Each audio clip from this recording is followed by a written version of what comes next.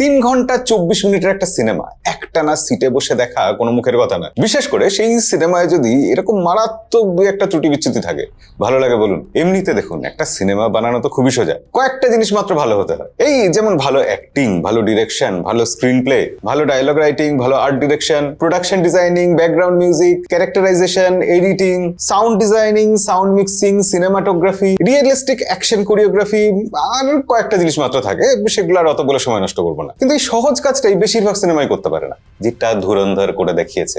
In fact ধুরন্ধর সিনেমাটা technically ভীষণ sound একটা সিনেমা, অনেকেরই ভালো লাগবে না, আমার কিন্তু ভীষণ ভালো লেগেছে। হ্যাঁ, ওই ত্রুটি বিচ্যুতি থাকা সত্ত্বেও কি গোলমাল সেটা বলছি, তবে তার আগে বলি সিনেমায় 2-3টে জিনিস একদম হাইলাইট করে ভিডিও শুরুতে বলতেই হবে। প্রথমত, হাই এনার্জেটিক ব্যাকগ্রাউন্ড মিউজিকের সাথে ক্লাসিক্যাল মিউজিক যেভাবে মেশানো হয়েছে, তার সাথে আবার পুরোনো আমলের বেশ কিছু গানকে যেভাবে পাঞ্চ করা হয়েছে, কোথাও গিয়ে বাড়তি তো লাগেই না, জাস্ট প্রতিটা সিনকে এক্সট্রা একটা পাঞ্চ দিয়ে দেয়, মানে একটা তরকারিতে পারফেক্ট মশলা ছড়ানো আর কি। আমি এই সিনেমার ব্যাকগ্রাউন্ড স্কোরকে সিনেমারও আগে রাখবো, কারণ এই সিনেমাটা নিজেকে ফার্স্টেই পোর্ট্রে করেছিল ট্রেলার টিজারে যে এটা ভীষণ একটা মারাত্মক অ্যাকশন সিনেমা হবে।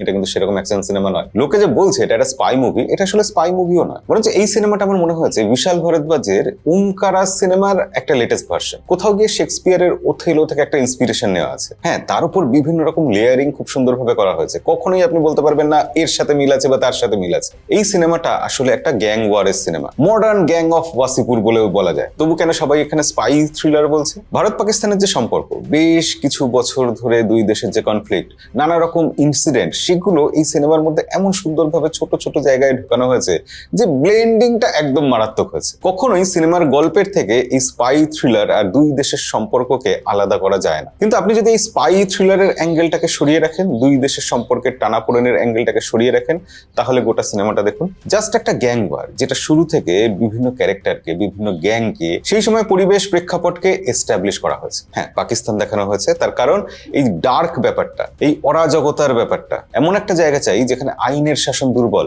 সেটা দেখানোর জন্য পাকিস্তান একটা ভালো চয়েস ছিল। যেমন গ্যাংস অফ ওয়াসিপুরে ওয়াসিপুর জায়গাটা সিনেমার সাথে ঠিকঠাক যায়, গল্প এবং পরিবেশের সাথে মানানসই হয়। শুরুতেই 3টে পয়েন্ট বলেছিলাম, এতে গেল 2টো পয়েন্ট। থার্ড পয়েন্ট হচ্ছে প্রতিটা ক্যারেক্টার। কাস্টিং ডিরেকশন তো দুর্ধর্ষ। আমি রিসেন্টলি দেখছিলাম রামগোপাল বর্মা একটা ইন্টারভিউতে বলছিলেন যে স্ক্রিপ্টের থেকেও একটার বেশি ইম্পর্টেন্ট কিছু কিছু জায়গায়। এই সিনেমা দেখলে আপনার সেটা মনে হবে, একটা দুর্বল সিনকেও ভালো অ্যাক্টর পুল করে দিচ্ছে। অর্জুন রামপাল হোক বা অক্ষয় খান্না, রণবীর সিং হোক বা রাকেশ বেদি, প্রতিটা ক্যারেক্টার এখানে দারুণ ফাটিয়ে অভিনয় করেছে। রাকেশ বেদির মতো একজন মিষ্টি সুইট মানুষকে এইরকম একটা ক্যারেক্টারে ভাবা, সত্যি তার জন্য ডিরেকশন টিমকে কৃতিত্ব দিতেই হয়। এছাড়াও প্রতিটা ক্যারেক্টার, ছোটখাটো রোলে যারা আছেন সবাই কিন্তু বেশ ভালো অভিনয় করেছেন। রাকেশ বেদির মতোই আর মাধবনের কথাও বলতে হয় আলাদা করে। আর মাধবনের এখানে রোলটা ছোট, কিন্তু তিনি যে ভালো অভিনেতা এটা আমরা বরাবর জেনে এসেছি। কিন্তু একদম অন্যরকম চমকে দেওয়া একটা লুকে আর মাধবনকে দেখে হ্যাঁ ভালো লাগে এবং তার অভিনয় আমাদের মন ছুঁয়ে যায়। কিন্তু এই জায়গাতে সব থেকে দুর্বল স্তম্ভ হলেন সঞ্জয় দত্ত। সঞ্জয় দত্তকে এই সিনেমায় ভীষণই অর্ডিনারি লেগেছে, আর যে কোনো 10টা সিনেমার মতো। কেজিএফ এ তাকে একটা অন্যরকম লুক দেওয়া হয়েছিল, এই সিনেমাতে যদি সেটা করা হতো তাও হয়তো কিছুটা ম্যানেজ হয়ে যেত। কিন্তু লুকস বলুন, ডায়লগ ডেলিভারি বলুন বা স্ক্রিন প্রেজেন্স, সঞ্জয় দত্তকে পুরো সিনেমা জুড়ে না ভীষণ ক্যাজুয়াল লেগেছে। আমার মন ভরেনি, কিছু জায়গায় বিরক্তি বাড়িয়েছে। ধুরন্ধর সিনেমাটা এত লম্বা হওয়া সত্ত্বেও আমার ভালো লেগেছে এবং কখনো বোর ফিল করেনি, এটা আমার পার্সপেক্টিভ। কারোর হয়তো এই সিনেমাটা অনেকটা লেন্দি মনে হতে পারে, বিশেষ করে ফার্স্ট হাফ জুড়ে যেভাবে এই ওয়ার্ল্ডটা বিল্ড আপ করা হয়েছে, যেভাবে প্রতিটা ক্যারেক্টারকে এস্টাবলিশ করা হয়েছে, যেভাবে গল্পের মধ্যে আমাদেরকে ইনভলভ করা হয়েছে, সম্পর্কগুলোর মধ্যে কেমিস্ট্রি দেখানো হয়েছে, সেটা অনেকের একটু স্লো লাগতেও পারে, কিন্তু আমার মনে হয়েছে এই জিনিসটা একদম পারফেক্টলি করা হয়েছে। এবং তার মাঝে মাঝে যেরকম ছোট ছোট অ্যাকশন সিন দেওয়া হয়েছে, সেগুলো দেখে মন ভরে যায়। যে লোকেশনে শুট করা হয়েছে, পাকিস্তানকে যেভাবে রিয়েলিস্টিক ভাবে দেখানো হয়েছে, না এর আগে কোনো সিনেমাতে কখনো এটা হয়নি। আপনি জাস্ট 3 ঘন্টা 24 মিনিট পাকিস্তানে বসবাস করে এসেছেন মনে হবে সিনেমাটা দেখার পর। রণবীর সিং ভালো অভিনেতা আমরা জানি, এর আগে বহু সিনেমায় তিনি সেটা প্রমাণ করে দিয়েছেন।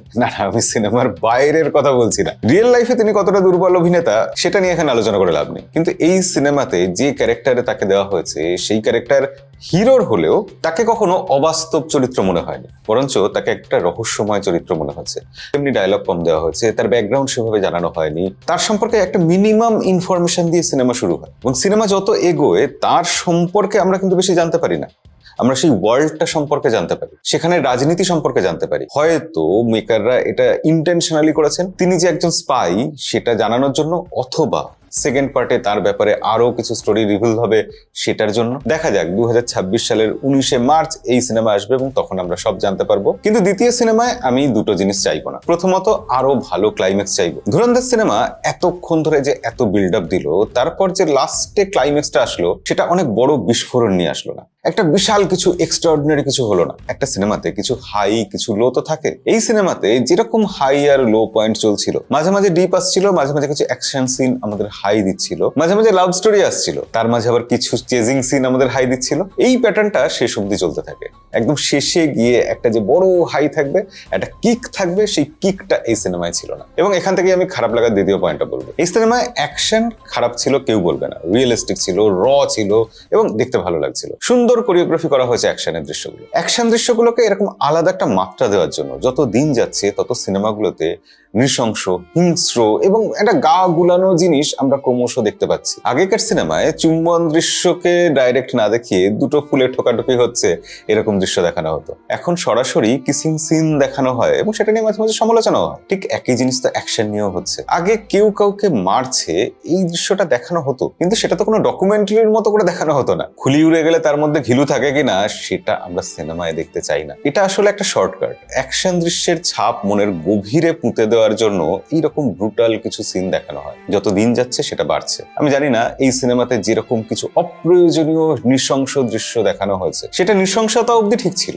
কিন্তু তাকানো যায় না এরকম ঘিনঘিনে কিছু দৃশ্য কেন রাখতে হবে? এটা রিয়েলিস্টিক দৃশ্য দেখানো হচ্ছে এই নামে কতদিন চলবে? আর কত ব্রুটাল সিন দেখবো আমরা? এটা নিয়ে বোধহয় ভাবার সময় এসেছে। আমাদের ভারতের সেন্সর বোর্ড যেরকম অনেক নুড সিন ছাড়পত্র দেয় না, আটকে দেয়, তেমনি ভায়োলেন্সের কিছু দৃশ্য একটা মাত্রার পর সেন্সর বোর্ড ছাড়পত্র দিত না, আটকে দিত। কিন্তু এখন সেই ছাড়পত্র কিভাবে পাওয়া যাচ্ছে? মানুষের মনে গভীর ছাপ দেওয়ার জন্য নাকি মানুষের ব্রেন ওয়াশ করার জন্য? এগুলো ভাবার বোধহয় সময় এসেছে। আজকের ভিডিও আর বেশি লম্বা করবো না। ধুরন্ধর দেখুন, ভালো লাগবে। তার সাথে সাথে সচেতনতা বাড়ান এবং প্রতিবাদ করুন যে এরকম দৃশ্য আমরা সিনেমাতে দেখতে চাই না। রিয়েলিস্টিক সিনের নামে আমরা যা খুশি দেখাতে পারি না। যে কারণে পর্নোগ্রাফি আমাদের সমাজে মেইন স্ট্রিম হতে পারে না, ঠিক একই কারণে এই ধরনের ভায়োলেন্স আমাদের সমাজে মেইন স্ট্রিম হতে পারে না। এই ব্যাপারে আপনার কি মতামত কমেন্টে লিখে জানাবেন। আর এরকম অন্যরকম ভিডিও দেখার জন্য, অন্য কিছু মতামত শোনার জন্য আমাদেরকে ফলো করে রাখবেন। দেখা হবে পরের ভিডিওতে। ততদিন সবাই ভালো থাকবেন, সিনেমা দেখবেন।